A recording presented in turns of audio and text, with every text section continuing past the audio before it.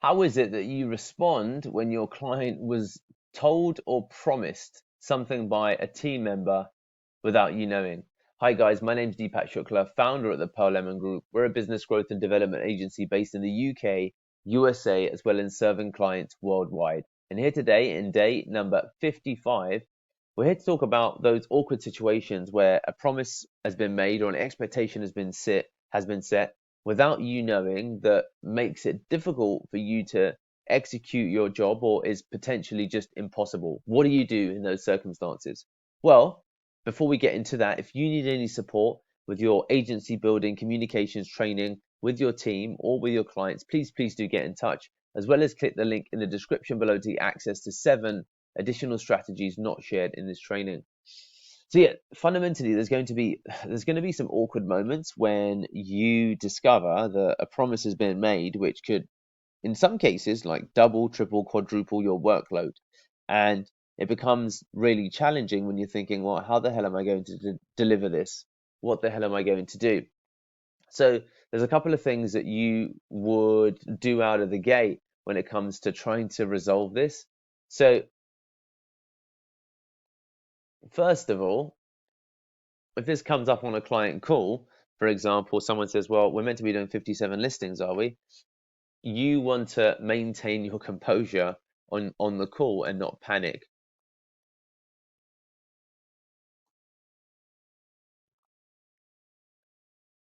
But you should also engage in a little bit of role play where someone says, oh, so I'll be like, great, we've got 3 more listings to go, 3 more items to tick off. What do you mean 3 more items, Deepak? Oh, well, that's just what we've got pending. No, we're doing another 17 items, Deepak. Ah, 17. Okay, is that something? So do you see here? That's where the moment of surprise comes in.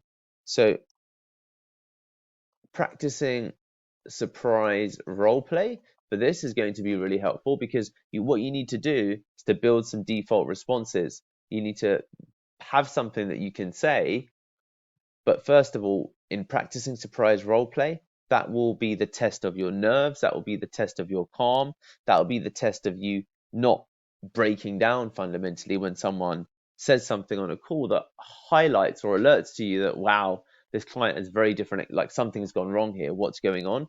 So with that in mind, how would we respond, or how can we respond in a broadly, let's say, standardized way to a situation like that? No, Deepak, we were promised 57 lists.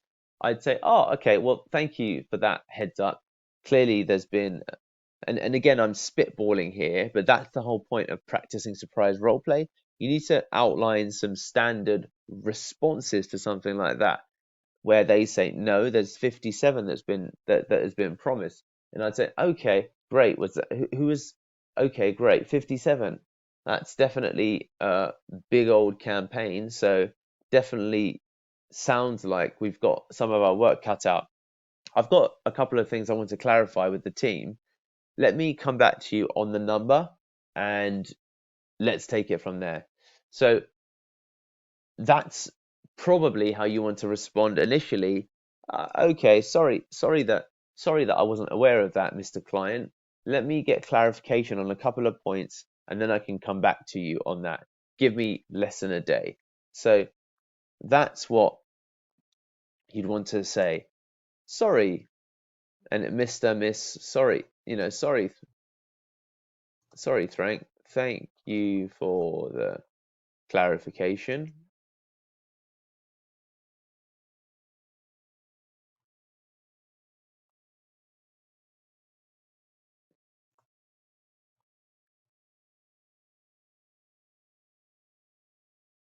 Let me come back to you on that. And then you want to switch the conversation, okay? And that's the important point here. Then switch the conversation up. So when you have discovered that something's been promised and you discover it on a call, you want to maintain your composure. So we've got 3 more listings left, Frank. Then we've got 27, Deepak, actually. Ah, okay, 27, fabulous. Well, we've still got our work cut out to do then, haven't you? Let me get some clarification on a couple of points in relation to that, actually. and then let me come back to you, Frank. Give me 24 hours. So meanwhile, what do you think? So do you see what's happened there? I have introduced the fact that I thank the client for clarification. Oh, sorry about that, Frank, and thank you for the clarification.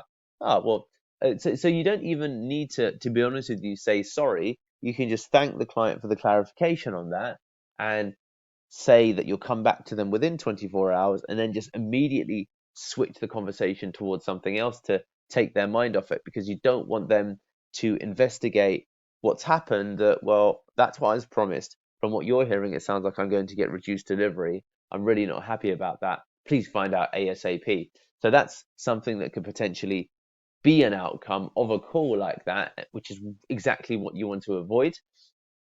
So in that instance, you say, so sorry, Deepak, we've got 24 left. 24. Thank you for the clarification on that, Frank. Sounds like we've still got a way to go. So lots to do, lots to do. Whilst we're here, though, what I wanted to also ask you about, so do you see there's variations around it, but you want to acknowledge it, tell them that you're going to come back to them on that, and then you want to focus on something else. So acknowledge, acknowledge, give a timeline for a response, and then switch the subject. So let's write that out. So acknowledge,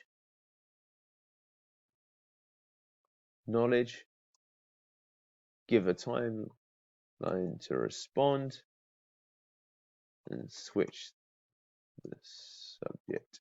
So that's probably the path that you want to acknowledge. Thank you for that, Frank. Sounds like we still got a ways to go. So give me 24 hours to get give me 24 hours to get a little bit of clarity on a couple of points, and then let me come back to you on that. So do you see, I say, and the way that it's what I say as well as the way that I say, well, thank you for that, Frank. And you just wanted to practice that. Thank you for that, Frank. Well, thank you for that, Frank. Let me get clarity on a couple of points and come back to you on that within 24 hours. Meanwhile, one of the things I wanted to ask, so you quickly switch the subject, because if they want to investigate, then it's going to become apparent that, you don't really know. Look, regardless of this, what you want to also do is find out what's possible, find out if you can get the delivery done. So ultimately, when I say find out what's possible, see if your team within the budget have the capacity to do what was promised, clarify why this was promised and what happened, reset expectations in terms of what people can promise for the next client, and take it on the chin, if you will, as opposed to potentially having a difficult conversation with the client to say, look, we need more money, or we can't finish that deliverable.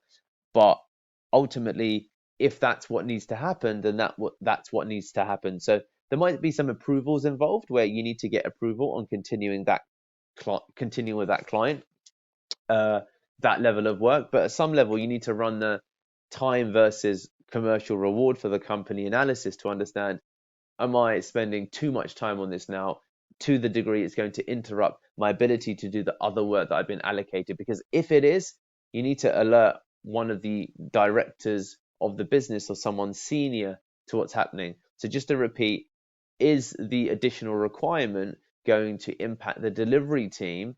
And again, remember, you need to discuss this with the delivery team, because you might have a sales manager who promised something, the account manager is managing, the promise has been outlined, which could be for a whole variety of reasons. And then it's a question of understanding whether you can deliver within the commercial scope of the campaign, or make decisions based upon what's best at that moment.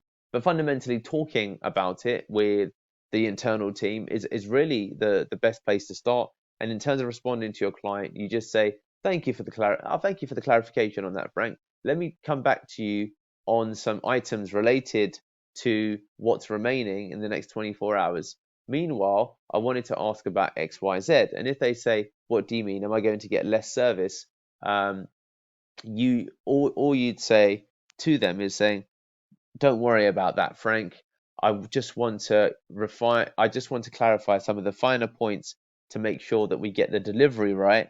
So leave it with me, I'll come back to you. So you stall them without directly answering their question. And that's what you want to be competent with, stalling them without directly saying, yes, it might affect the delivery, because no client wants to hear that. So don't say that. So that's where practicing your surprise role play as well as understanding the specifics of the language you're going to use for when you respond is going to be really important. So there you have it, guys.